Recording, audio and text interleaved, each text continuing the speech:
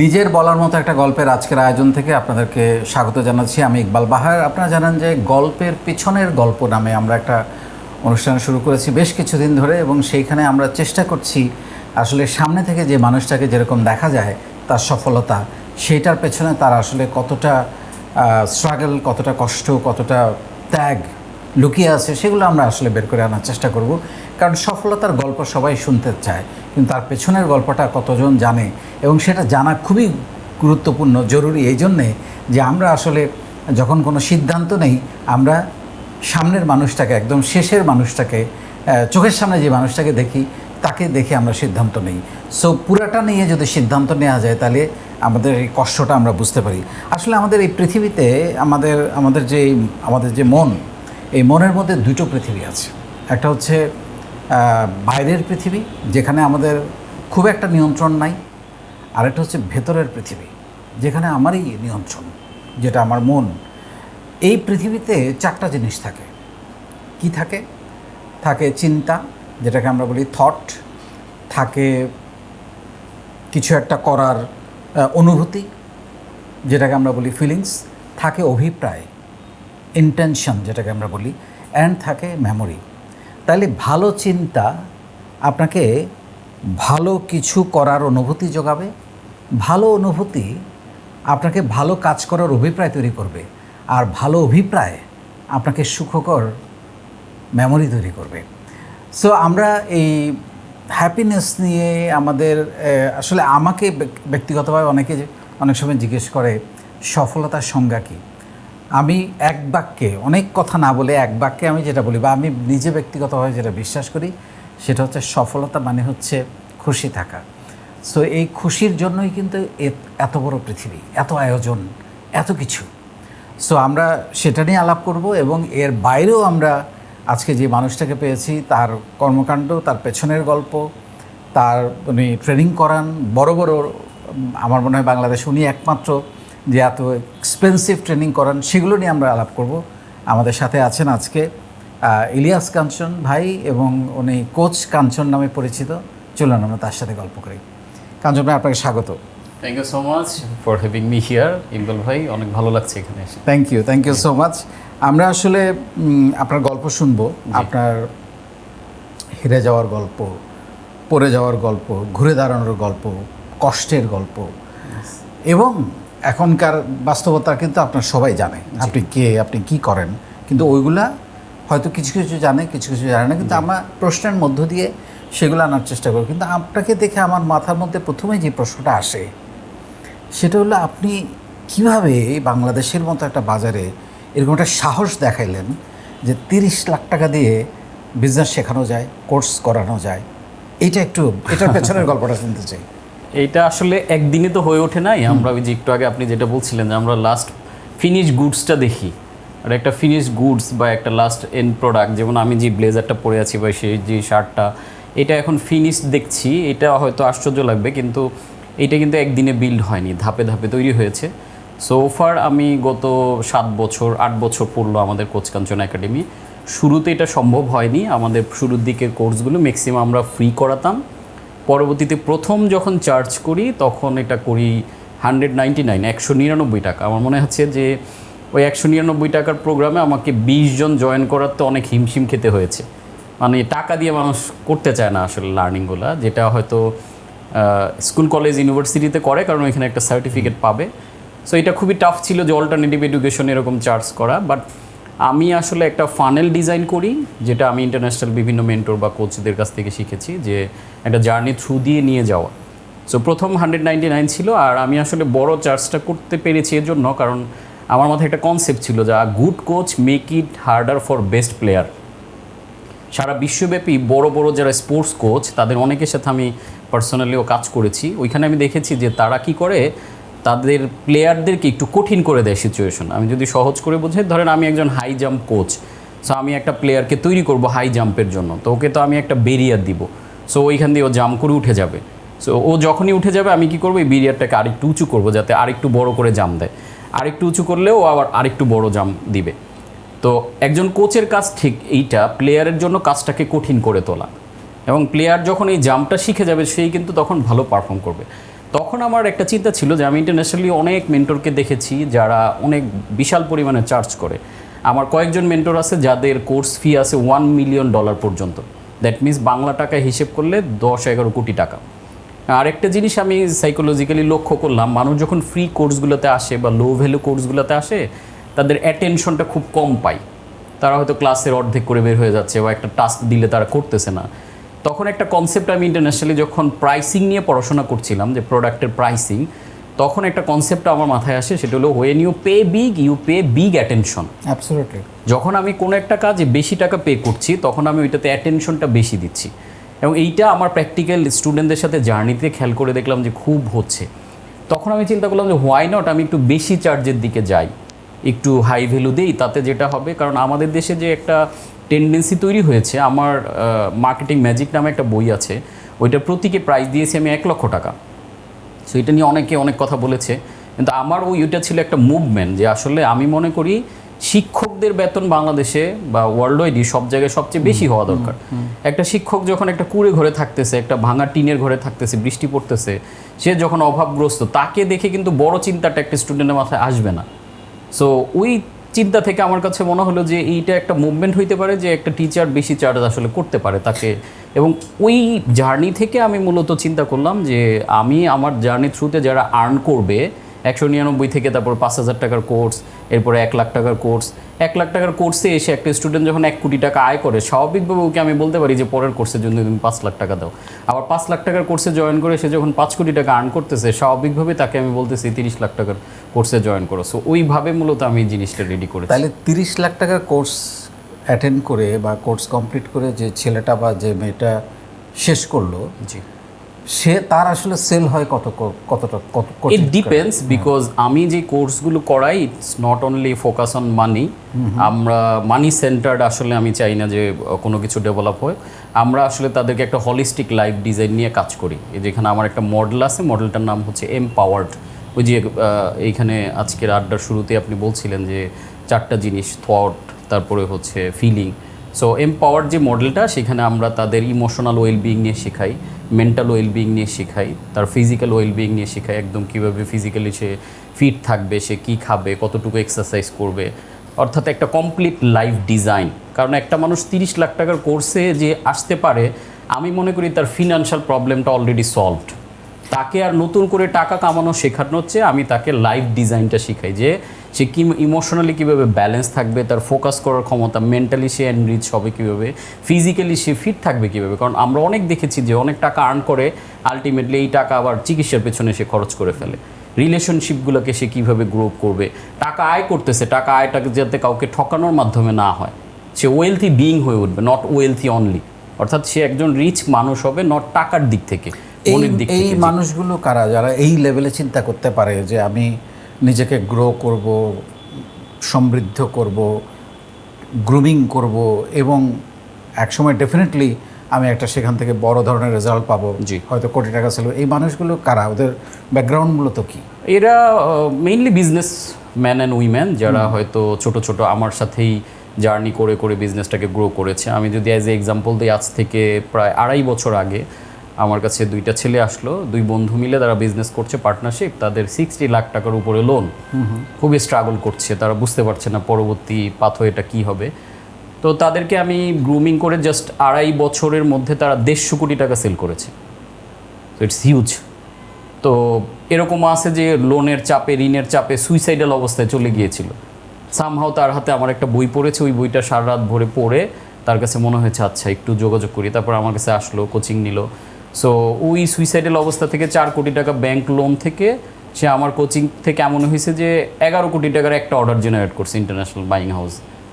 তো এইভাবে যখন তারা গ্রো করে এবং আর্ন করে, তখন চিন্তা করে যে হোয়াই নট আমরা আর একটু বড় কোর্সগুলোতে গিয়ে পার্সোনালাইজড সাপোর্টগুলো নেই। যেমন লো ভ্যালু কোর্সগুলোতে যেটা হয় গ্রুপ ওয়াইজ হয়, আর এই কোর্সগুলোতে মোর ইন্টেন্সিভ হয়, হয়তো 50-60 জন থাকতেছে, তাদেরকে আরও ক্লোজলি মনিটর করার সুযোগটা পাই আর কি। এবং আমি মাঝে মধ্যে ছবিতে দেখেছি, যেহেতু আপনি আমার সঙ্গে কানেক্টেড আছেন, আপনি ফ্লাইট ভাড়া করে তাদেরকে দিয়ে যাচ্ছেন, একটা আলাদা এনভায়রনমেন্ট দেওয়ার চেষ্টা করতেছেন। আপনার এই ধরনের কার্যক্রম নিয়ে বাজারে কোনো সমালোচনা আছে? আমি মনে করি যে প্রত্যেকটা ভালো কাজের পেছনে সমালোচনা থাকবে, ইটস মাস্ট। আর এটা অবশ্যই আছে, কারণ যারা হয়তো আমাদের সম্বন্ধে কম জানে, যারা বাইরে থেকে শুধু সারফেসটা দেখতেছে, তাদের কাছে এটা মনে হইতে পারে যে কী হইতেছে, ওয়ান কাইন্ড অফ স্কেমিং, আমরা তো অনার্স মাস্টার্স করে ফেলতেছি, এত টাকা লাগতেছে না। বাট ফান্ডামেন্টাল যেই জায়গাটা হয়তো তাদের মিসআন্ডারস্ট্যান্ডিং, এইটা কিন্তু it's not only a course, it's a lifestyle, যেখানে আমরা তাদেরকে লাইফ লং ক্যারি করি এবং আমরা ইন্টারেস্টিং কিছু কাজ করি, যেই জিনিসগুলো হয়তো মার্কেটে যারা সমালোচনা করছে বা আমাদের সম্বন্ধে না জানার কারণে হয়। কারণ এইখানে আপনি যখনই একটা কোর্সে এনরোল করছেন, আপনি শুধুমাত্র কোর্সে এনরোল করছেন না, আপনি আমাদের একজন ক্লাব মেম্বার হচ্ছেন। মেম্বার হওয়ার বিপরীতে যেটা হয়, আমরা তাদেরকে, যেমন আমার রিসেন্ট যে বিজনেসগুলো আমি ডেভেলপ করছি, সেই বিজনেসগুলোতে যে ইনভেস্টমেন্ট যাইতেছে, সেখান থেকে তারা পার্টনারশিপের অফার পাচ্ছে এবং মালিকানা পাচ্ছে। অর্থাৎ ওই ব্যবসাগুলোতে যে আর্নিং হবে, সেটা বছর শেষে একটা লভ্যাংশ প্রত্যেকটা ক্লাব মেম্বারের কাছে চলে যাবে। আমরা জাস্ট এই যে গত সপ্তাহে একটা প্রজেক্ট ফাইনাল করলাম, সেই প্রজেক্টটাতে প্রায় 53 বিঘা, 53 বিঘার একটা জমি নিয়েছি আমরা, এবং এই জমি নিয়ে আমাদের কমিউনিটিতে প্রায় 1000 যারা ব্রেভ মেম্বার আছে, প্রত্যেককে আমরা 1% করে জমি লিখে দিচ্ছি। ওকে, যেইটার হচ্ছে সেল ভ্যালু 5 লাখ টাকার মতো। আমরা একটা অ্যাগ্রো প্রজেক্ট ডেভেলপ করতেছি। সো এইখান থেকে তারা তাদের নামে কিন্তু জমি পেয়ে যাচ্ছে, এবং এই চিন্তা করে তারা কোনো দিন ব্রেভে আসে না। It's a special offer from আস, মানে আমরা তাদেরকে এটা দিয়েছি। তাতে যেটা হবে, ওইখানে আমরা অ্যাগ্রো যে ডেভেলপ করব, তাদের বাসায় একদম ফ্রেশ এই গুডসগুলো বা প্রডিউসড যে প্রোডাক্টগুলো চলে যাবে, ফসলগুলো। আর কেউ যদি চিন্তা করে আমি দেশের বাইরে আছি বা আমি নিতে পারছি না, তাহলে এইখান থেকে যে আর্নিং হবে, এই আর্নিংটা তার অ্যাকাউন্টে চলে যাবে। সো আমরা এই যে তার নামে জমি দিয়ে এই যে প্রজেক্টটা করলাম, এটা কিন্তু লাইফ লং প্রজেক্ট। আমরা রিসেন্টলি একটা প্রোগ্রাম করেছি সেটেল 360 নামে। এটাতে যেটা করছি আমরা, যে এসএমই বিজনেস ওনার যারা আছে, তারা অনেক সময় ভ্যাট, ট্যাক্স, ল, কমপ্লায়েন্সগুলো মেনটেন করতে পারে না, আইনি অনেক ধরনের জটিলতায় তারা পড়ে যায়। সো এটার জন্য আমরা বাংলাদেশের টপ লেভেলের লয়ার, ট্যাক্স লয়ার যারা এইগুলো খুব ভালো বোঝে, এদের এক্সপার্ট একটা টিমকে আমরা নিয়োগ দিয়েছি। সো এই যে কোম্পানিটা করেছি, এইটার 50% মালিক হচ্ছে আমাদের ব্রেভ মেম্বাররা। ওকে, তাহলে এইটা দিয়ে আমরা বাংলাদেশের এই যে স্মল অ্যান্ড মিডিয়াম এন্টারপ্রাইজকে VAT, tax, law all settled, এটা আমরা এই সার্ভিসটা ওরা দেব। চাইলে আপনার সাথে ব্যবসাও করতে পারতেছে। হ্যাঁ, এই যে এখান থেকে যে আর্নিং হবে, এটা কিন্তু প্রতি বছর ওদের অ্যাকাউন্টে চলে যাবে।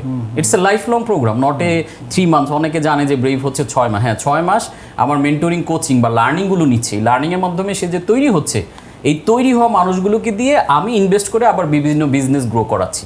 সেই বিজনেসের আর্নিংটা ইন্টায়ার ব্রেভ ফ্যামিলি পাচ্ছে। ওকে, মানে এরকম কোনো প্রশ্ন আপনার কোনো ছাত্র বা ছাত্রী আপনি কখনো করেছে, স্যার আমাকে তো এরকম আপনি বানাই 30 লাখ টাকা বা 5 লাখ টাকা হোয়াট এভার দিয়ে কোর্স করলাম, আপনি বলছেন যে আমি হয়তো ওই লেভেলের একটা জায়গায় যাব, বা আমাকে স্বপ্ন দেখাচ্ছেন বা ড্রাইভ দিচ্ছেন, গ্রুমিং করছেন, আপনি মানে অ্যাজ এ ইলিয়াস কাঞ্চন কত বড় এম্পায়ারের মালিক? আচ্ছা, এম্পায়ার বলতে আমার বেশ কিছু বিজনেস খুব ভালো করছে, যেমন ইন্টারন্যাশনালি ড্রাগন এক্স ক্যাপিটাল নামে একটা ভেঞ্চার ক্যাপিটালিস্ট ফার্ম আছে। আমি ওইটার একজন লিমিটেড পার্টনার। ওইটার থ্রুতে আমরা এই বেসড কোম্পানিগুলোতে মানে ইনভেস্টমেন্ট করি সারা পৃথিবী। রিসেন্ট টাইমে আমাদের একটা কোম্পানি থেকে এক্সিট নিলাম, ওইটা তো আমাদের $1 লাখ উপর একটা প্রফিট বেরোয় আসছে। তো এটার থ্রুতে আমরা ইন্টারন্যাশনাল এআই বা স্টার্ট আপগুলোতে বিনিয়োগ করি। সো ওইটা আমার একটা বড় প্রজেক্ট। এর বাইরে আমার লুমেক্স নামে একটা বাইং হাউস আছে, যেটা থ্রুতে আমরা ইন্টারন্যাশনাল বায়ারদের সাথে কাজ করি। রিসেন্টলি আমরা আর্জেন্টিনার অ্যাম্বাসেডর তাদের অফিসে আমাদের টিমকে ডেকে নিলেন, এবং নিয়ে ওনারা অফার করলেন ব্রাজিল অ্যান্ড আর্জেন্টিনাতে শুধুমাত্র আমাদের ব্যানারে একটা ইন্টারন্যাশনাল ফেয়ারের অ্যারেঞ্জমেন্ট করবে, যেখানে সারা বিশ্ব থেকে বায়ার আসবে। সো এইটা আমাদের একটা বড় প্রজেক্ট, যেটা থেকে আমাদের $170 বিলিয়ন একটা মার্কেট এটা। তো এটা আমাদের আগামী 10 ইয়ার্সে একটা বড় ধরনের টার্গেট আছে, যে বাংলাদেশ না ওয়ার্ল্ডের মার্কেটে একটা রেভলিউশন তৈরি করা। এবং আমরা এমন কিছু ইনোভেশন আমাদের এই হাউসটাতে নিয়ে আসতেছি, যেমন নর্মাল বাইং হাউসগুলোতে কী করে, একটা ম্যাচ মেকিংয়ের কাজ করে। আমরা ইভেন বড় বড় ফ্যাশন হাউসগুলোকে ব্র্যান্ডিং, মার্কেটিং থেকে শুরু করে অনেকগুলো কনসেপ্টের সাপোর্ট দিচ্ছি, যার কারণে এখন বড় বড় হাউসগুলো আমাদের উপরে ঝুঁকতেছে। এবারে ন্যাচারালস নামে আমাদের একটা অর্গানিক ফুড ব্র্যান্ড আছে, যেটা থেকে আমরা কর্পোরেট বিভিন্ন ফার্মাসিউটিক্যালগুলোর সাথে কাজ করি। বাংলাদেশের একদম স্কয়ার, ইবনে সিনা থেকে শুরু করে হেলথ কেয়ার সবগুলো টপ মোস্ট ব্র্যান্ড আমাদের অনবোর্ডেড, যাদের সাথে আমাদের প্রতি বছরই একটা বড় অঙ্কের বিজনেস হয়। এর বাইরে আমাদের সেটেলটা আমরা রিসেন্ট টাইমে শুরু করছি। তারপর হেলথ কেয়ারের উপরে আমরা একটা অ্যাপ ডেভেলপ করতেছি, যেই অ্যাপটা আসলে রিসেন্ট টাইমে লঞ্চ হবে। বাংলাদেশের একদম নিউট্রিশনিস্ট, ডায়েটিশিয়ান থেকে শুরু করে যারা আছে তাদেরকে আমরা অনবোর্ড করে এটার থ্রুতে আমরা কাজ করব। আমাদের একটা অ্যাগ্রো ফার্ম রিসোর্টের কাজ চলতেছে, যেটা আমরা বললাম, যেটা থ্রুতে আমরা ব্রেভ মেম্বারদেরকেও এখানে আমরা পার্টনার করে নিয়েছি। এই তো। আর সবচেয়ে বড় কথা যেটা, সেটা হচ্ছে যে আমার এখন লাইফের মূল ভিশন হচ্ছে আমাদের যে ব্রেভ ক্লাবের যে মেম্বারগুলো আছে বা ব্রেভ ট্রাস্টের সাথে যারা আছে তাদের বিজনেসগুলোকে গ্রো করা। এবং এবছরের মধ্যে আমাদের 100+ বিজনেস অনবোর্ড হচ্ছে, যেই বিজনেসগুলো থেকে আমার যেমন প্রফিট ডেভেলপ হবে। আমার এখন চিন্তাটা আসলে ব্যক্তিকেন্দ্রিক না, যে ব্যক্তি কাঞ্চন অনেকগুলো বিজনেস করবে। আমার চিন্তাটা হচ্ছে আমার কমিউনিটি কেন্দ্রিক, তাদেরকে আমি কতগুলো বিজনেসের পার্টনার করতে পারছি। এক্স্যাক্টলি। এবং আপনার বইও আমার ধারণা খুব ভালো চলে। আলহামদুলিল্লাহ। আমার একটা বইয়ের কথা যদি বলি, ক্যাশ মেশিন, যেই বইটা দিয়ে আমাকে অনেক বেশি মানুষ চিনেছে, এই বইটা সোফার আমরা 2 লক্ষ কপির উপরে বিক্রি হয়েছে। মানে অসাধারণ, অসাধারণ। আমি জাস্ট একটু আরও একটু ইনডেপথ বোঝার চেষ্টা করছি। সেটা হচ্ছে আমাদের বাংলাদেশের মানুষের মধ্যে বা পৃথিবীর যে কোনো মানুষের মধ্যে ইমোশনটা খুব প্রবল। এবং যেটা হয়, যেমন আমি আজকে একটা নিউজ দেখছিলাম, এক সন্তান তার বাবা মার ভালোবাসা অতিরিক্ত পাওয়ার জন্য বাবা মার 66 লক্ষ টাকার গহনা এবং টাকা পয়সা নিয়ে কি বলে এটা, পীরকে যায় দিয়ে আসছে যে তুমি আমাকে আরও বেশি ইয়ে করে দাও। মানে বুঝেন কানেক্ট করে, মানে তার ইমোশন কোথায় কাজ করেছে। সো আপনার 30 লাখ টাকার কোর্স যারা কিনে, তাদের মধ্যে কি এরকম কোনো ইমোশন কাজ করে যে আমি কিছু একটা এখান থেকে পেতে যাচ্ছি, বা আমি শিওর, মানে আমি এখানে আপনাকে অনেক বড় কৃতিত্ব দিতে চাই যে আপনি গাটস নিয়েছেন এরকম একটা প্যাকেজ অফার করার। এটার জন্য কিন্তু আমি শুরুতেই বলেছি অনেক সাহস। কিন্তু আদার হ্যান্ড তাদের মধ্যে কি এরকম কোনো ইমোশন কাজ করে বা হিপনোটাইজ হয় যে আমি এইখানে এই সুযোগটা নাই, বিকজ অফ আমরা কিন্তু র্যান্ডম কেউ এই সুযোগটা পায় না। মানে বাইরে থেকে এসে আপনি যদি বলেন এই নেন আপনাকে 30 লাখ টাকা দিলাম আপনার কোর্সে, তারা আমার থ্রু আউট জার্নিতে আমার বইগুলো তাকে পড়তে হয়, তার বিজনেসে একটা গ্রোথ আনতে হয়। আমার লো ভ্যালি কোর্সগুলো কমপ্লিট করে সে যখন আমাকে পুরোপুরি এক্সপিরিয়েন্স করছে, কালকেই আপনি আমার অফিসে গিয়ে যদি বলেন এই নেন 30 লাখ টাকা, কাঞ্চন ভাইয়ের এই কোর্সটাতে enroll, there is no way. এইভাবে আমরা করি না, কারণ আমি এটা চাই না যে একজন না জেনে না বুঝে মানে ঝাঁপ দিয়ে ফেলো।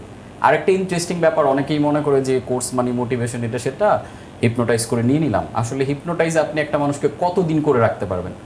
আমার এই কোর্সগুলোতে যারা আসে, মিনিমাম যারা অন্তত 3 বছর আমার সাথে কাজ করেছে, ক্লোজলি আমাকে চিনেছে, জেনেছে, সাপোর্ট নিয়েছে, তারাই কিন্তু ওই কোর্সগুলোতে আসতে পারে। বিকজ অফ ব্রেভ, বিবিএম বা পাগলা প্রেনার, আমাদের এই বান্ডেল কোর্সগুলো যাদের কমপ্লিট থাকে না, অর্থাৎ আপনি তো চাইলে কলেজ পাস না করে অনার্সে ভর্তি হতে পারবেন না। So there is no way আপনাকে একদম 1 থেকে এটা করে দিতে আসতে। তাহলে আপনার লাস্ট ধাপ হচ্ছে ব্রেভ। হ্যাঁ, ব্রেভ অ্যাডভান্স, ওইখানে আমরা একটা ইন্টারেস্টিং, ওইখানে কতজন আছে এই মুহূর্তে? একটা এগ্রিমেন্ট করে নেই। ওকে। এবং এগ্রিমেন্টে লেখা থাকে যে এটাতে কোনো না, মানে আপনার সফলতা গ্যারান্টেড না। এটা পৃথিবীর কোনো ইনস্টিটিউট দিতে পারে, এমআইটি, হার্ভার্ড থেকে শুরু করে, হার্ভার্ডে পড়ে ফেল করতেছে, হার্ভার্ড থেকে পড়ে চাকরি, ঢাকা ভার্সিটি থেকে পড়ে সুইসাইড করতেছে, এরকম বহু আছে। সো এটা কোনো ইনস্টিটিউট দিতে পারবে না, ইনক্লুডিং মি, আমিও দিতে পারবো না। এটা এগ্রিমেন্টে ডিটেইল লেখা থাকে সে কি কি পাবে, এবং আমরা তাকে গাইডলাইন, প্রপার ওয়েগুলো দেখাবো, সাপোর্ট যেটা যেটা তাকে করতে হবে। দিন শেষে সে যদি না করে, আসলে কেউ তাকে এটা দিতে পারবে না।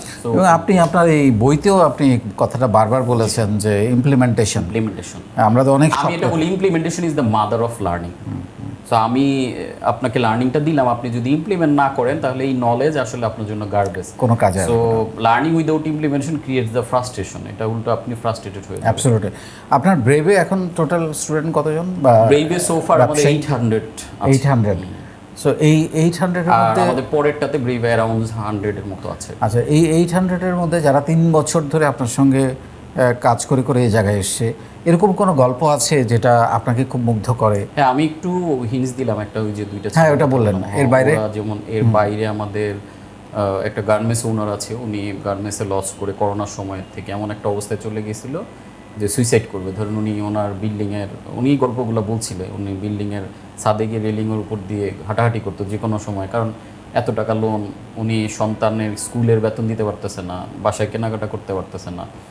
খুবই প্যাথেটিক একটা জায়গা থেকে ওনার ওয়াইফ আমার ক্যাশ মেশিন বইয়ের একটা দেখে পরে কিনে নেয়, তো ওনাকে এই বইটা পড়তে দেয়। তো উনি এত টেন্সড, এই বইটা পড়ার মতো অবস্থা নাই, তারপরও 1-2 পাতা উল্টাতে উল্টাতে সারা রাত ওই বই পড়ে উনি ফিল করে যে সামথিং স্পেশাল উনি এটার মধ্যে দেখতে পাচ্ছে। তখন উনি আমার সাথে জয়েন করে আমার লো ভ্যালু যে 990 টাকার একটা প্রোগ্রাম আছে বিজনেস গ্রোথ চ্যালেঞ্জ। 3 days এই প্রোগ্রামটা করার পরে তারা আমার সাথে একটা আড্ডাতে মিট করে, ওইখানে এসে তারা বলে, এবং ওই সময় তারা এই প্রোগ্রামের ফুল পেমেন্টটাও আসলে দিতে পারে না, আমি তাকে সুযোগ করে দিই তাদেরকে, এবং জয়েন করে আলহামদুলিল্লাহ আমাদের কোর্সের 5 মাস চলাকালীন মধ্যে সে ইন্টারন্যাশনাল একটা বায়ার থেকে আমার কোর্সের যে স্ট্র্যাটেজি এগুলো সে ফলো করে 1 মাস ব্যাপী সে কাজ করছিল, ওইখানে 11 কোটি টাকার একটা অর্ডার জেনারেট করে। ম্যাজিকটা কি ছিল? সো ম্যাজিকটা ছিল আমরা মূলত কাস্টমার জার্নি নিয়ে কাজ করি। আমার ব্রেইভে একটা কোর কনসেপ্ট হচ্ছে ultimate funnel making, neuro marketing process, অর্থাৎ কীভাবে কাস্টমারের ডিসিশন মেকিং প্রসেসে হেল্প করা যায়। আর একটা কোর ফিলোসফি নিয়ে আমি কাজ করি, যেটা আমি ব্রেইভ সহ সমস্ত ব্যবসায়ীদের শেখানোর চেষ্টা করি,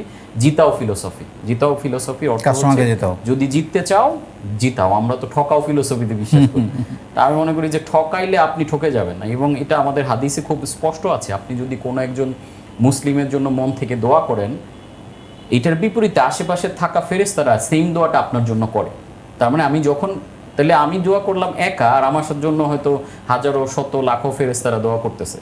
সো ওই কনসেপ্ট থেকে আমার কাছে মনে হলো যে আপনি যদি ব্র্যান্ড ডেভেলপ করতে চান, আপনি বড় বিজনেস করতে চান, মানুষকে ঠকাইলে এটা সম্ভব না। তো এই ফিলোসফিটা উনি খুব ভালোভাবে ধারণ করার পরে একটা পর একটা অর্ডার জেনারেট করে, এবং উনি এখন প্রায় 100 কোটি টাকার একটা প্রজেক্ট নিয়ে কাজ করতেছে, যেখানে উনি মাত্র 4 কোটি টাকার লোনে সুইসাইড করতে যাচ্ছিল। এর বাইরে ছোট ছোট অনেক ডেভেলপমেন্ট আছে যারা হয়তো একদম ক্ষুদ্র অবস্থা, যেমন আমাদের সাইফুল বা ইংলিশ থেরাপি, উনি কিন্তু রানিং ভালো করছিল, ভালো বিজনেসগুলো গ্রো করা বিজনেসগুলো ব্রেইভে এসে আরও গ্রো করে। তো উনি এখানে এসে ওনার বিজনেসকে অলমোস্ট 4x করেছে। ব্রেইভে যখন জয়েন করে ওনার এমপ্লয়ি সংখ্যা ছিল 60, এবং ব্রেইভের 6 মাসের কোর্সের পরে এটা 100, অলমোস্ট 200 টাচ করে। এরকম অসংখ্য গল্প আলহামদুলিল্লাহ আছে আমাদের। অসাধারণ অসাধারণ। আমরা আরও ইভেন আমরা এখন যেখানে কথা বলতেছি এই পাশেই আমাদের এই বিলিভার্স একাডেমি নাম আছে, এই ছেলেটাও খুব স্ট্রাগলিং ছিল, তো ব্রেইভে জয়েন করে ও প্রায় 1 কোটি টাকা দিয়ে একটা বিল্ডিং নিয়েছে এখন উত্তরাতে, যেখানে ও ইংলিশ নিয়ে কাজ করতেছে, মানে ক্লোজ ডোর, অর্থাৎ ওর ওইখানে থেকে মানুষ করতে পারবে। তো আসলে গল্পের কথা বলতে গেলে আমার মনে হয় সারা রাত শেষ হয়ে যাবে। এত আপনি যে কয়টা গল্প বললেন, এই কয়টা গল্পের সাকসেসের পেছনে আপনি যদি 3টা কারণ বলেন যেটা ওরা ফলো করেছে এবং তারা, নাম্বার 1 যেটা, সেটা হচ্ছে আমার পুরো ব্রেভ কোচিংকে যদি আমি সামারাইজ করি, এখানে আসলে কি শিখাই, মানুষ মনে করে মোটিভেশন দেই, মানুষকে স্ট্র্যাটেজি দেই, শুধু তা না, এইখানে আমি আসলে প্রথমত যেই জিনিসটা শেখানোর জন্য কাজ করি সেটা হচ্ছে মানুষকে ব্লেসিংস দেখা শেখাই।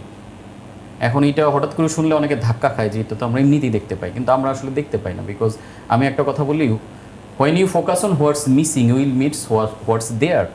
আমরা ছোটোবেলা থেকে আমাদের এডুকেশন সিস্টেম, বাবা মা আমাদেরকে যেভাবে ট্রেন আপ করে, আমরা আসলে মিসিংটা বেশি দেখি, ল্যাগ দেখি, এবং এইটা শয়তানের আসলে প্রধানতম অস্ত্র হচ্ছে এটা, মানুষকে ল্যাগ দেখানো। দেখেন আল্লাহ মানুষকে এত ব্লেসিংসের মধ্যে রাখছে, এই যে এত চমৎকার ফসল হইতেছে, নিঃশ্বাস নিতেছে, আমাদের এই সুন্দর দেহ তৈরি করে দিয়েছে, আমরা উইদাউট ইনভেস্টমেন্ট পৃথিবীতে আসছি।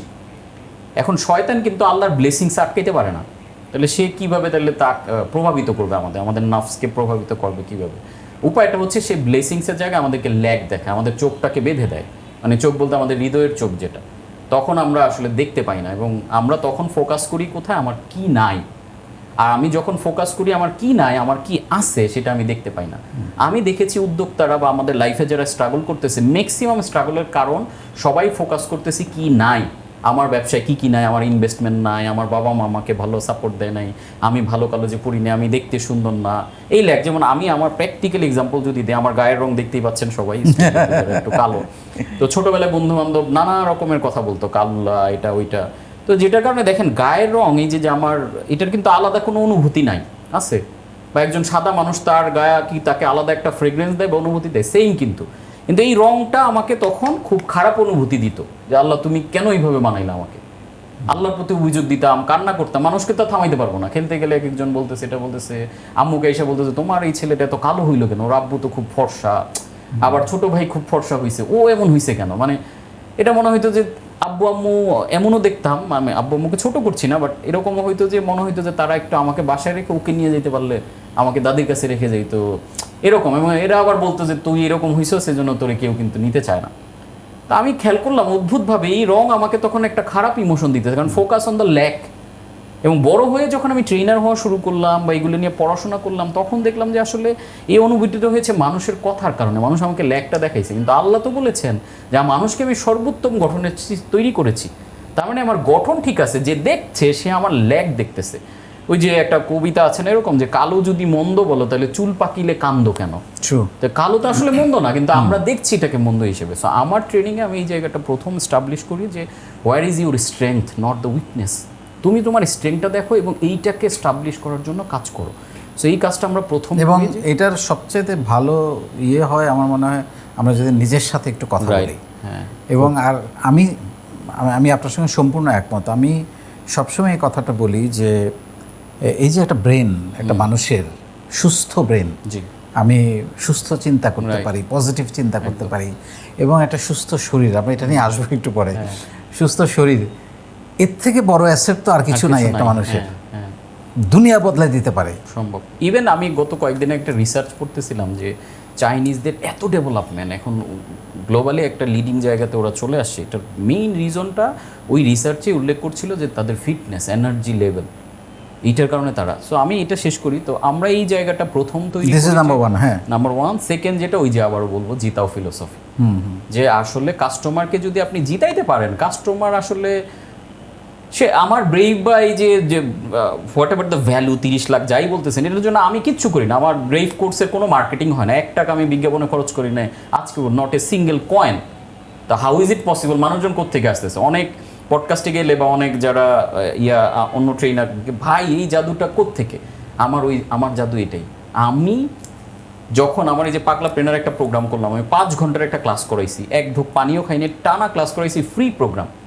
সেই 5 ঘন্টার যে ফ্রি ক্লাসটা মন দিয়ে করছে, সেইটা করে সে যদি তার ব্যবসায় ডেভেলপ করে। ইভেন আমি এমনও দেখেছি যে ভ্যান বিক্রি করে। আমি কয়েকদিন আগে উত্তরা দিয়াবাড়ির দিকে আমার ফ্যামিলি নিয়ে ঘুরছিলাম, ঝালমুড়িওয়ালা মুড়ি বিক্রি করতেছে, আমার মেয়ে দেখে নামছে, আব্বু ঝালমুড়ি খাবো।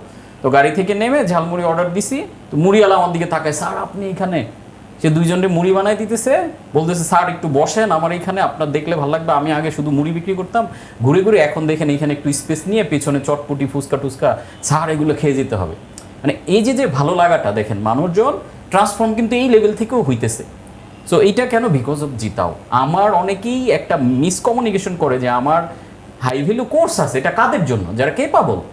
যারা কেপাবল না তাদের জন্য কিন্তু লো ভ্যালু। আমি সোফার গত 8 বছরে 4 লক্ষ মানুষকে ফ্রি ট্রেনিং করাইছি, যেইটা কিন্তু কেউ হাইলাইট করে না। সবাই হাইলাইট করে 4 লাখ টাকার ব্রেভ, ও মাই গড আপনি তো সব টাকা পয়সা নিয়ে যাচ্ছেন। কিন্তু এই যে যারা টাকা দিচ্ছে, এদের টাকাগুলো আমি ইউজ করে এই লো ভ্যালুর মানুষগুলো, যাদের আসলে পেমেন্ট করার সুযোগ নেই, আমি 1 কোটি মানুষকে ফ্রি হ্যাপিনেস ট্রেনিং করার ঘোষণা দিয়েছি। এটা আমি কিভাবে করাবো? আমি জুমের 50,000 বা 1 লাখের একটা জুমের সাবস্ক্রিপশন নিতে গেলে আমার 12 লাখ 15 লাখ টাকা পে করা লাগে। এই যে হাই ভ্যালুতে যারা পে করে, এই টাকাটা আমি লো ভ্যালুর মানুষগুলোকে ফ্রিতে দিই, ওইখান থেকে তো আমি কোনো পেমেন্ট নিচ্ছি না।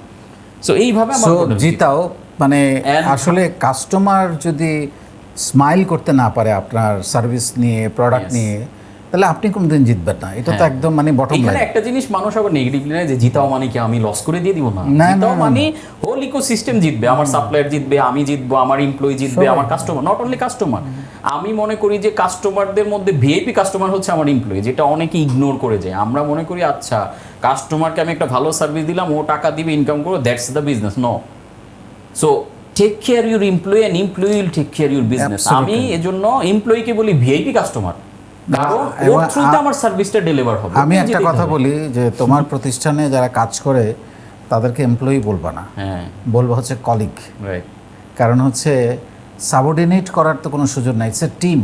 সারা পৃথিবীতে যারাই ভালো কাজ করেছে সবাই এই কথাটা বলে, the team that make the dream possible. মানে ওই জায়গাটাতে আমরা হেল্পটা করি। কি সেকেন্ড গেল জিতাও, তারপর এন্ড থার্ড ওয়ান যেটা, সেটা হচ্ছে আমরা খুব বেশি রিসেন্ট টাইমে যেটা জোর দিচ্ছি যে স্পিড। আমি এটাকে ফিজিক্সের ভাষায় বলি ভেলোসিটি। ভেলোসিটি মানে হচ্ছে স্পিড উইথ দ্য ডিরেকশন। একটা গাড়ি, এখনকার যে পৃথিবী, এআই চলে আসছে, যেভাবে মুভিং হইতেছে, আমরা অনেক স্লো অ্যান্ড স্টেডি একটা সময় খুব চিন্তা করতাম যে আস্তে ধীরে বুঝে শুনে। এখন এই সময়টা নাই। একটা সময় বড় বিজনেস ছোট বিজনেসকে খেয়ে ফেলতো। ওই যে কচ্ছপের গল্প আমরা বলি। এখন সময়টা যে কচ্ছপের মতো আমার হাঁটলে হবে না, আমি খরগোশের মতো দ্রুত যাব, আবার স্পিডে যাব, আদারওয়াইজ আমার এই মার্কেটটা থাকবে না।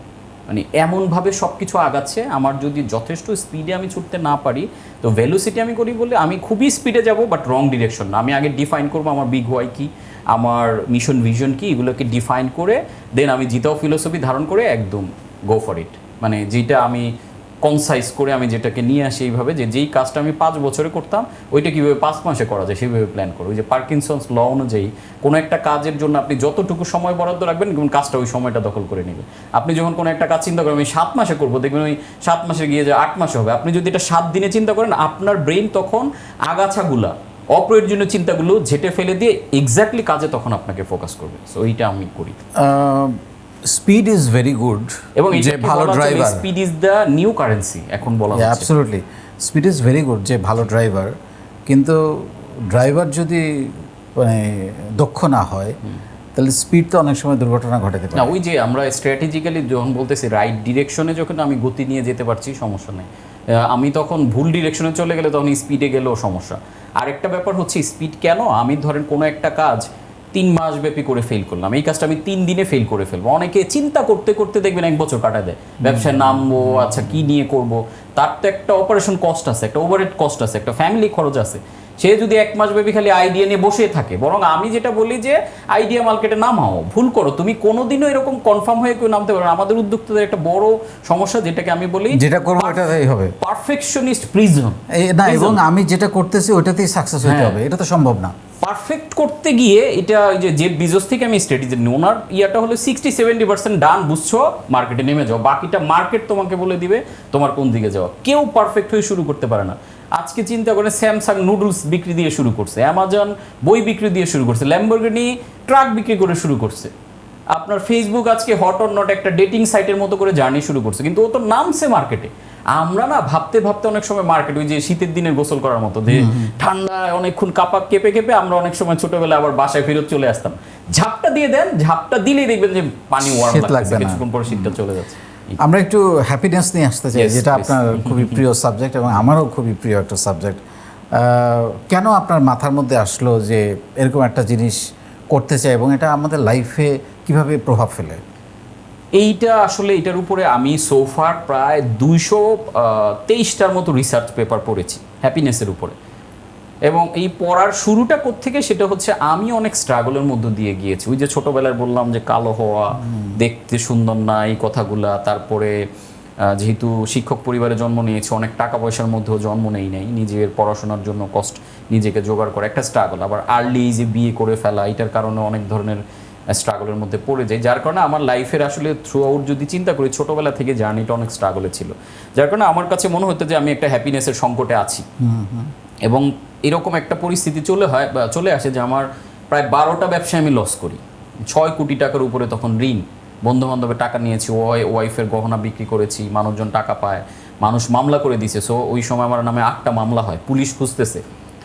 এরকম একটা পরিস্থিতিতে আসলে চারদিকে আমি দেখতেছি রাস্তা বন্ধ, অন্ধকার, এবং তখন আমার মাথায় বারবার শুধু আমি একটু থামাই আপনারে, আপনি যদি এখন একটু পিছনে ফিরে তাকান, ওই 6 কোটি টাকা লসের পেছনে কোন 3টা কারণকে আপনি প্রধান মনে করেন? প্রধান কারণ হচ্ছে আনস্কিল্ড হয়ে মোটিভেশনে দেখছি আরেকজন ব্যবসা করে, আমারও মনে হয়েছে ব্যবসা করতে নেমে যাও, না বুঝে না জেনে, মানে আনস্কিল্ড অর্থাৎ অদক্ষ। জিনিসটা এইভাবে চিন্তা করেন, একজন মানুষ দেখলো যে সবাই সুইমিং পুলে রিজোর্টে গিয়ে লাফ দিয়ে সাঁতরাচ্ছে, আমিও লাফ দিয়ে ফেললাম, আমি তো সাঁতার জানি না, আমি তো ডুবে যাবো। আমার যেই ঘটনা হয়েছে সবাইকে ব্যবসা করতে দেখছি। আর দ্বিতীয় হচ্ছে আমি কি করছি, আমি ভাবছি যে প্রবলেমটা আমার না, প্রবলেমটা ব্যবসার পণ্য চেঞ্জ করলে প্রবলেম চেঞ্জ হয়ে যাবে।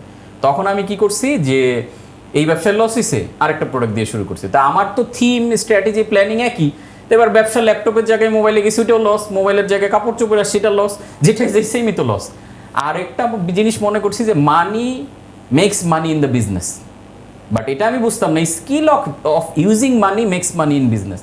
আমি মনে করতাম যে ব্যবসায় টাকা ঢাললেই বুঝি ব্যবসা দাঁড়াবে, বিধায় আচ্ছা দাঁড়াচ্ছে না, তাহলে কি করো, এর বুঝে 5 লাখ টাকা নাও, ঢালছি নাই। কারণ আপনি ধরেন একটা ঝুড়ির তলা নাই, এর মধ্যে আপনি যাই রাখবেন ও তো পড়ে যাবে। তা আমি কি করছি, আরো ঋণ নিছি। আর যেটা আমি মনে করি যে অনেক উদ্যোক্তাদের মেজর প্রবলেম এটা, তারা মনে করে আমার সাথেও যারা আসে শুরুতে, স্যার এক কাজ করেন আমার 5 লাখ টাকা দেন, দেখেন আমি কি করি।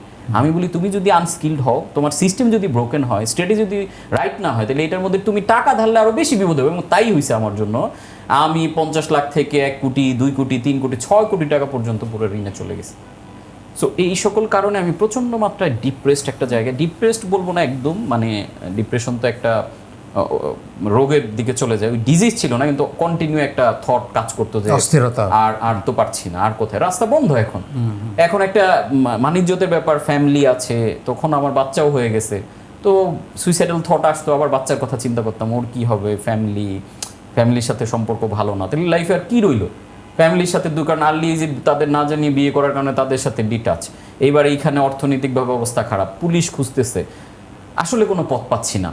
তখন ওই সুইসাইডাল ডিসিশন নিব এরকম অবস্থায় আল্লাহই হয়তো কীভাবে যেন এরকম একটা সুন্দর ভিডিও আসলো যেখানে আমি হ্যাপিনেস বা এগুলো নিয়ে কথা হচ্ছিল, ওই ভিডিওর কথাগুলো শুনে ভালো লাগলো, তখন আমি এই সেক্টরের প্রতি একটু ঝুঁকলাম যে দেখি কি শোনাচ্ছেন প্রথম ভিডিওটা। ওইখানে ওই যে আমাদের থট প্রসেস কিভাবে কাজ করে, সাইকোলজিক্যাল ব্যাপার, পজিটিভ ফোকাস কিভাবে লাইফকে চেঞ্জ করে, এগুলো নিয়ে বলতেছিল। তখন আমি চিন্তা করলাম হোয়াই নট, আমি তো সবই করলাম ব্যবসায় দাঁড়ানোর জন্য, লাইফে এইখানে একটু শিখে দেখি।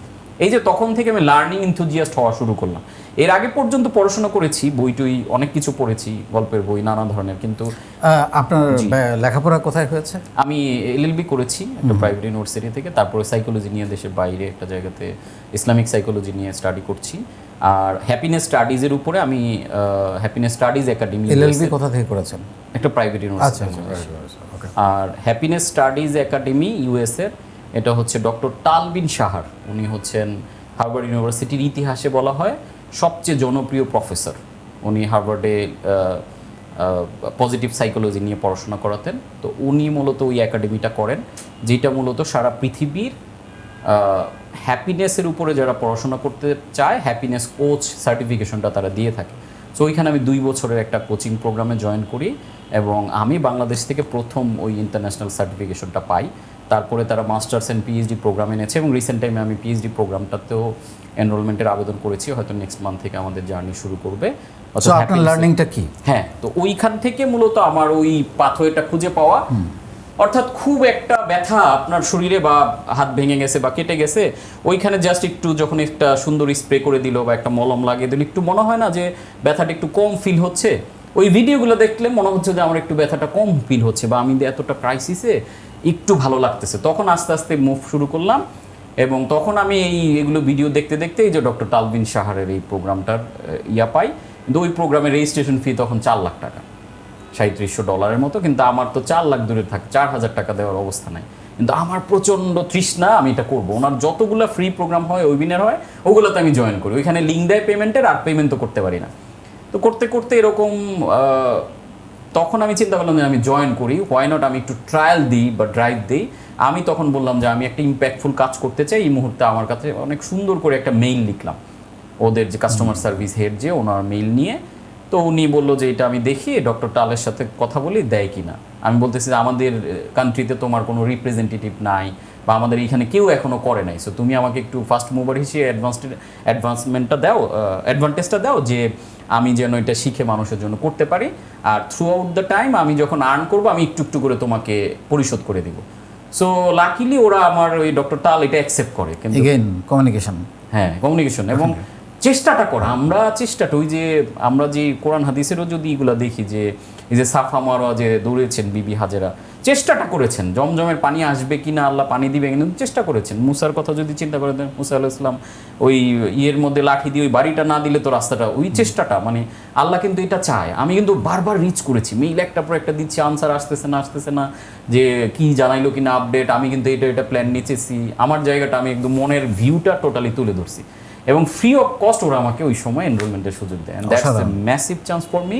এবং ওইখানে আমি সিরিয়াস হই, আমার মনে হয় যে আমি আমার একাডেমিক পড়াশোনা এত সিরিয়াসলি করি নাই, মানে খুব পাগল হয়ে রাত দিন আমার বাসায় মানুষজন দেখতো ডক্টর টালের ভিডিও চলতেছে, আমি লিখতেছি, মোবাইলেও নোট করিনি, আমি এতগুলো ডায়েরি লিখে প্রত্যেকটা ওয়ার্ড বাই ওয়ার্ড মনে হয় আমি লিখে ফেলছি, এবং করে ওদের এক্সাম থাকে, প্রত্যেকটা ক্লাস পড়ে, প্রত্যেকটা এক্সামে আলহামদুলিল্লাহ অনেক ভালো করে ইন দ্য মিন টাইম আমি দেখা গেলো যে এগুলো নিয়ে টুকটাক বলা শুরু করি বিভিন্ন ইউনিভার্সিটিগুলোতে, কিছু জায়গায়, ওইখানে আমার অল্প কিছু টাকা দেয়, এই টাকা দিয়ে আমি ওদেরকে একটু করে পাঠানো শুরু করি। আপনার লার্নিং থেকে আমরা 5টা জিনিস শুনতে চাই যেটা হ্যাপিনেসকে, মানুষের লাইফকে হ্যাপিনেসের দিকে এগোতে সাহায্য করবে। ওই লার্নিংয়ের পরে আমি প্র্যাকটিক্যালি এটা নিয়ে আরও রিসার্চ করে অনেক অ্যাডভান্স লেভেলে নিয়ে গেছি হ্যাপিনেসের জায়গাটা। প্রথম লার্নিং যেটা, মানুষ আমাকে আইসা প্রশ্ন করে, বুঝছি ভাই আপনি হ্যাপিনেস কোচ, আমার এক লাইনে হ্যাপিনেসের একটা ডেফিনেশন দেন। শুরুর দিকে যেখানে যাইতাম কর্পোরেট ইভেন্টে বা কোনো ইউনিভার্সিটিতে কথা বলতেছি, দেখা গেলো আমার সামনে ঢাকা ইউনিভার্সিটি, যেমন আমি অনেকগুলো ক্লাস নিয়েছি এটার উপরে, পাশে দেখা গেলো সাইকোলজি ডিপার্টমেন্টের হেড বসা। আচ্ছা আপনি হ্যাপিনেস নিয়ে করছেন ট্রেনিং, বুঝলাম, এক লাইনে সংজ্ঞা দেয় কেন? আমি বিব্রত হইতাম যে হ্যাপিনেস জিনিসটা এক লাইনে তো আমরা 2 বছর ব্যাপী করে ডক্টর তাল যে পরিমাণ রিসার্চ পেপার দিয়েছে, অ্যানালাইসিস করতে করতে পাগল, আর মানুষ বলতেছে। আমি এটা নিয়ে খুব চিন্তায় পড়ে যেতাম। পরে অনেক কষ্টের সষ্টে একটা খুব সুন্দর ডেফিনেশন আমি বের করছি, হ্যাপিনেস ইজ অ্যাকসেপ্টিং আনহ্যাপিনেস। মানুষ শুনলে ধাক্কা খায়, এটা কি বললেন? আমি তো আপনার কোর্সে আসছি, আনহ্যাপিনেস যাতে না থাকে। তো হ্যাপিনেস ইজ অ্যাকসেপ্টিং আনহ্যাপিনেস, এটার মানে হলো আমাদের লাইফের খুবই কম কন্ট্রোল আমাদের হাতে, খুবই ছোট্ট। আল্লাহ তাআলা আমাকে হয়তো সৃষ্টির সেরা জীব বানাইছে, অনেক নলেজ দিয়েছে, কিন্তু অ্যাজ এ হিউম্যান আমাদের হাতে আমাদের কন্ট্রোল খুবই কম। যেমন করোনার সময়টা বুঝতে পারছি, সারা পৃথিবীর মেডিকেল সায়েন্স কমিউনিকেশন বন্ধ হয়ে গেছে, মানুষজন সব ঘরে ঢুকে গেছে। তার মানে বোঝা যাচ্ছে যে কন্ট্রোলটা আসলে উপর থেকে, অসহায়, হ্যাঁ, খুবই অসহায়। তাহলে আমাদের লাইফে যে স্ট্রাগল, আমাদের লাইফের যে প্রতিনিয়ত যে প্রেশার, এটা থাকবেই। আপনি আমার 30 লাখ টাকা কেন, 1 কোটি টাকার কোর্সেও জয়েন করেন, ওই $1 মিলিয়ন যে কোর্স ওইখানেও জয়েন করেন, সেম ওইখানে আপনাকে আপনার লাইফকে স্ট্রাগল ফ্রি করে দিতে পারবে না। Accept the struggle, accept the pain. আমি একটা কথা বলি যে there are 4 options in our life, only 4 option. Option number 1 pain, option number 2 pain, option number 3 pain, option number 4 pain. There is no other way. 4টা option pain. আপনি রাতে খুব সুন্দর করে খাওয়া দাওয়া করে ঘুমাইছেন, সকালবেলা উঠে দেখবেন ক্ষুধা লেগে গেছে, ব্রাশ করো, খাও, আবার দৌড়াও, আপনি কিন্তু স্থির থাকার কোনো সুযোগ নেই। কোনো না কোনো পেইন হয়, দেশে রাজনৈতিক ঝামেলা, অথবা অর্থনৈতিক সমস্যা, অথবা জ্যাম, অথবা বাচ্চা কথা শুনতেছে না, অথবা অসুস্থতা থাকবেই, বার্ধক্য চলে আসতেছে, বুড়িয়ে যাচ্ছি, চুল পেকে যাচ্ছে। মানে এখন আমি যদি চুল পেকে যাচ্ছে কেন এই টেনশন করতে থাকি, আমার চুল কেন পড়ে যাচ্ছে। এই যে একটা কৌতুক শুনেছিলাম যে এক ডক্টরের কাছে একজন চুল পড়ে যাচ্ছে গিয়েছে, ডক্টর তাকে জিজ্ঞেস করছে, ভাই আপনার চুল পড়ে কারণটা কি? বললো, স্যার আমি সারাক্ষণ চুল পড়া নিয়ে টেনশন করি। আমাদের আসলে কোনো কিছু কন্ট্রোল নাই। তাহলে কি করতে হবে? পেইনটাকে অ্যাকসেপ্ট করব, দেন আমি মুভ ফরওয়ার্ড করব। তাহলে আমি প্রেশার প্রুফ হইতে পারবো। কারণ পেইন অ্যাকসেপ্ট না করলে, যেমন ধরেন আমি যদি মাসল বিল্ড করতে চাই, তাহলে আমাকে ওজন উত্তোলনের পেইনটা নিতে হবে। আমি যদি এই পেইনটা না নিই, অসুস্থতার পেইন নিব। আমি যদি চিনি খেতে আমার ভালো লাগবে, এখন এই ক্রেভিংয়ের পেইনটা যদি আমি না নিই, যে আমি ক্রেভিংটাকে আমি পেইন হিসেবে নিলাম, আমি চিনিটা খাইলাম না, তাহলে আমি ডায়াবেটিস মুক্ত থাকতে পারবো, রাইট? আর আমি যদি এইটার পেইন না নিতে চাই, তাহলে আমাকে ডায়াবেটিসের কোনো না, আপনি অপশন দেখবেন অন্যটা নাই। আপনাকে হয়তো সকালে ওঠার পেইন নিতে হবে, তাহলে আপনি লাইফে একটা ভালো সফলতা পাবেন, একটা ভালো দিকে যাবেন। অথবা আপনি যখন সকালে ঘুমাইতেছেন, আলসেমি করতেছেন, এই কমফোর্ট নিচ্ছেন, তাহলে আপনাকে ফেইলিয়রের পেইনটা নিতে হবে। তাহলে সফলতার পেইন অথবা ফেইলিয়রের পেইন, দুইটাই কিন্তু পেইন। তো এইটা ছিল আমার হ্যাপিনেসের জন্য সেরা লার্নিং। আই হোপ আমাদের অডিয়েন্স রিলেট করতে পারবে যে অ্যাকসেপ্ট। আমাদের লাইফে অনেক, আমি সফল, আপনি সফল, যাদেরকে আমরা একদম সেলিব্রিটি লেভেলের সফল দেখতেছি, তাদের লাইফের ভেতরে ঢোকেন স্টিল অনেক পেইনের মধ্য দিয়ে আমাকে প্রতিনিয়ত এই যে তাদের লাইফের সমস্ত পেইন সলভ করা, ফ্যামিলি, বাচ্চা বড় করা, আমাদেরও কিন্তু এজ এ হিউম্যান লাইফ অসংখ্য পেইন অ্যাকসেপ্ট করতে হয়।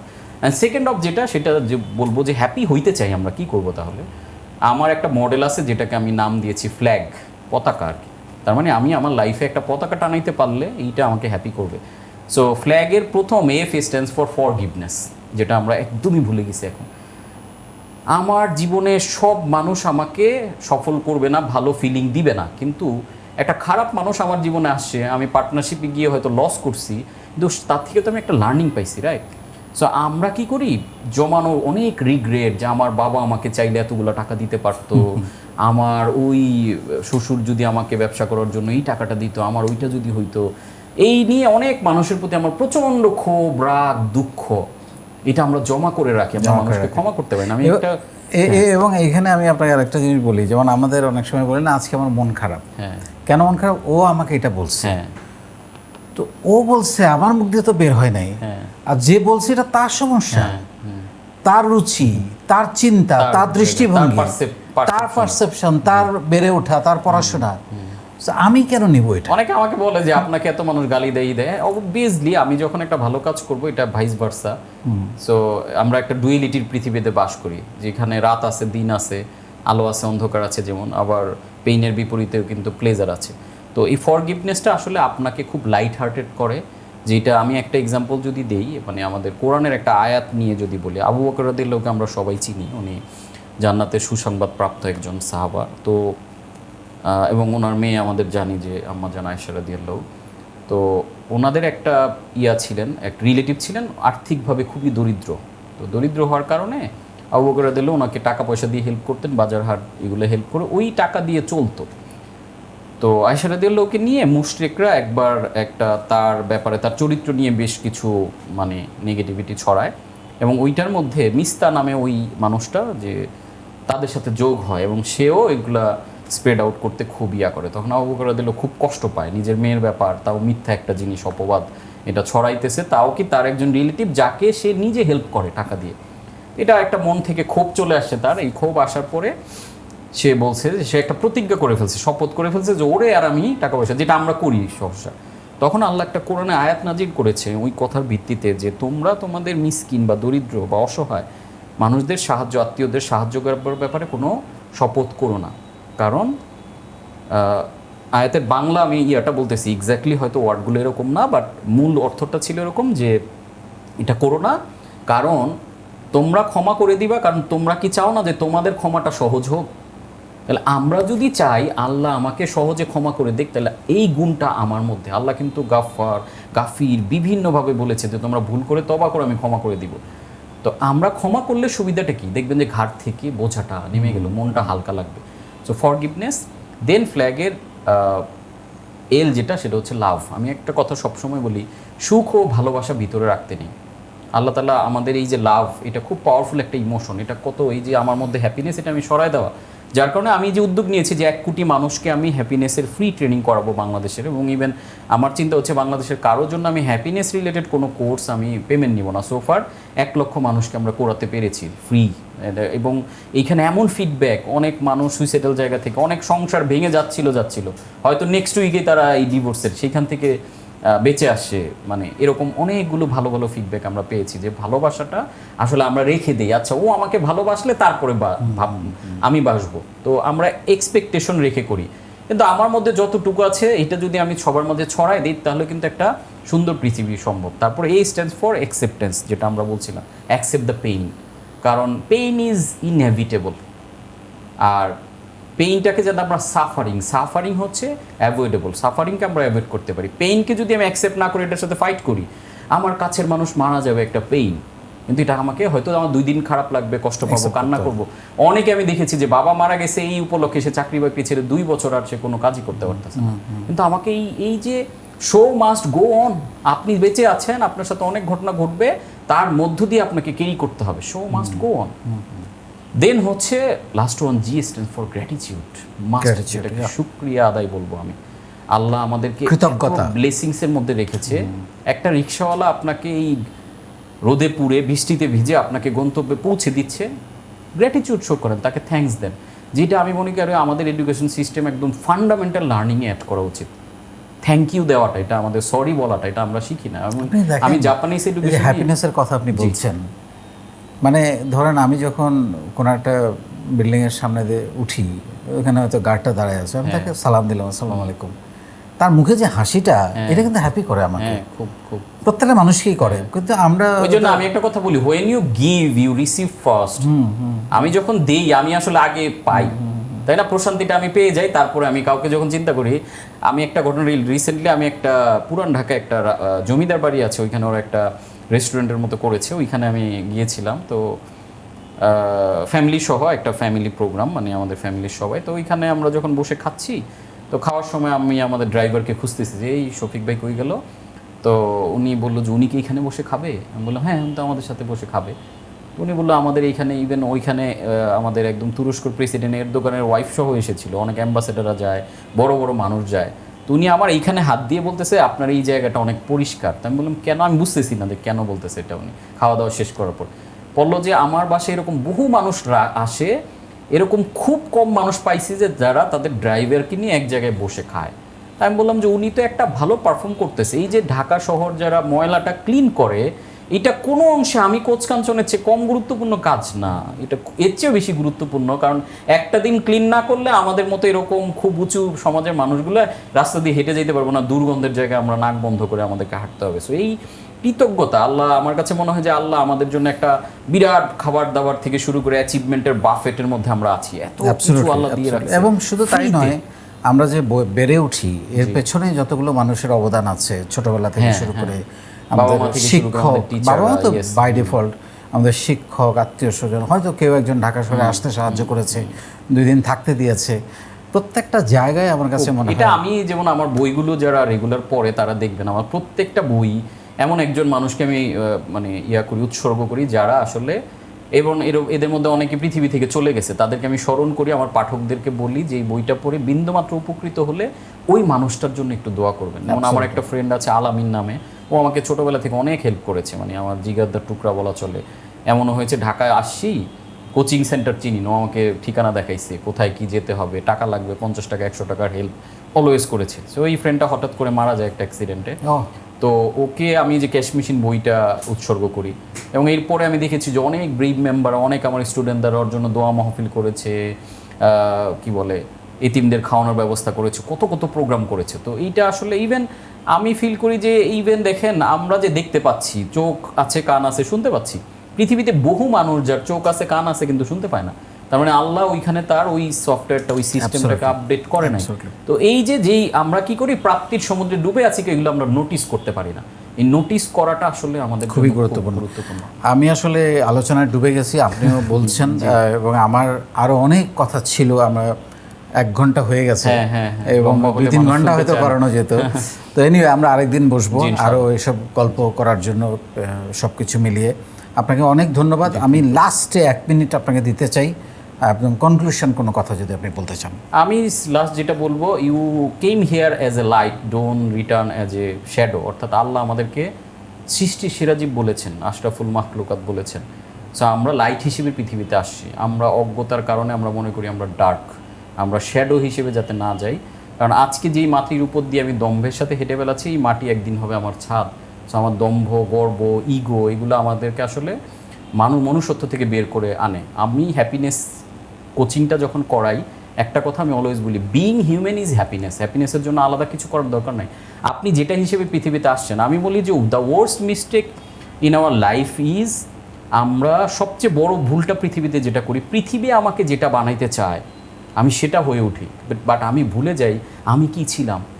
সেইটা যদি আমরা স্মরণ করি, আমরা যদি মানুষ হয়ে উঠি, কারণ পৃথিবী এখন মানুষ শূন্য হয়ে যাচ্ছে। দেখতে মানুষের মতো অনেক প্রাণী আছে, অনেকে বলে যে ভালো মানুষ, আমি বললাম যে ভালো মানুষ আর খারাপ মানুষ নাই, মানুষ ইটসেলফ জিনিসটাই মানুষ, এটার মধ্যে ভালো খারাপ নাই। মানে এটা বলে আমরা আলাদা করি, কিন্তু খারাপ মানুষটা মানুষই না আসলে। যে একটা ছোট বাচ্চাকে ধর্ষণ করতেছে, খুন করতেছে, দুর্নীতি করতেছে, মানুষের টাকা, ওকে আমি কি হিসেবে খারাপ বলে আবার মানুষ শব্দটাই তো বলতেছে, ওকে আমি মানুষ বলতে রাজি না। সো বিইং হিউম্যান, মানুষ তাহলে পৃথিবীটা অনেক সুন্দর, হ্যাপি। অনেক ধন্যবাদ, পৃথিবীটা সুন্দর হোক সেই কামনায় করেই আমরা শেষ করছি। Thank you. দর্শক শুনলেন কাঞ্চন ভাইয়ের কথা, আমার অনেক রকমের প্রশ্ন ছিল এবং উনি খুব সুন্দর করে প্রত্যেকটা জবাব দিয়েছেন, অনেক কথা খুব স্পষ্টভাবে উনি ক্লিয়ার করেছেন। এবং আমি যেটা বলতে চাই শেষে, সেটা হচ্ছে আমরা সবসময় এরকম ভাবি যে আমার প্রোডাক্টটা মানসম্মত হইতে হবে, আমার নিজেকে সততার সঙ্গে ব্যবসা করতে হবে। এটা ভাই কোনো যোগ্যতা না, এটা বাই ডিফল্ট, এটা আপনাকে হতেই হবে, এটাই একমাত্র যোগ্যতা। এটা একদম কি বলে এটাকে, মানে আপনার বিল্ট ইন থাকতে হবে এটা। এর বাইরে ইউএসপি আপনাকে খুঁজে বের করতে হবে। এর বাইরের ইউএসপিগুলো হচ্ছে ভদ্রতা, বিনয়, ভালোবাসা, মানুষের সম্মান করা, কারো হক নষ্ট না করা, কারো ক্ষতি না করা, কাউকে আঘাত না করা, কাউকে কষ্ট না দেয়া। এগুলো যদি তৈরি করতে পারেন, লেট আস বি গিভার। আপনি প্রত্যাশা, এক্সপেকটেশন আমরা যেটা বলি, যদি আমরা কমাতে পারি বা একেবারে নাই করে দিতে পারি, যে আমি আজকে বেঁচে আছি, এটাই আমার জীবনের সবচেয়ে বড় অর্জন।